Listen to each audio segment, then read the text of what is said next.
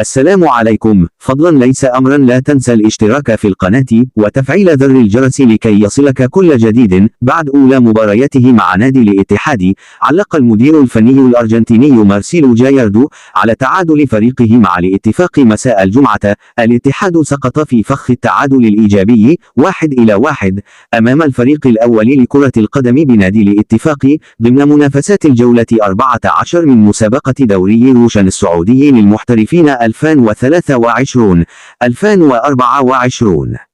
وقال جاياردو في المؤتمر الصحفي بعد مباراة الاتحاد والاتفاق: وصلت قبل يومين، ولدي عملا كبيرا سأقوم به خلال الفترة القادمة، مشددا على أنه مع مرور الأيام سيتفهم اللاعبين طريق لعبه. وأشار المدير الفني الأرجنتيني إلى أن فريقه أهدر 4 أهداف محققة في الشوط الأول، مؤكدا على أنه سيحاول معالجة هذا الأمر لكي يظهر العميد بشكل أفضل خلال الفترة القادمة. ووعد مارسيلو جاياردو الجماهير الاتحادية بالظهور في المباريات القادمة بنفس الضغط العالي الذي لعب به الفريق في الشوط الثاني أمام الاتفاق.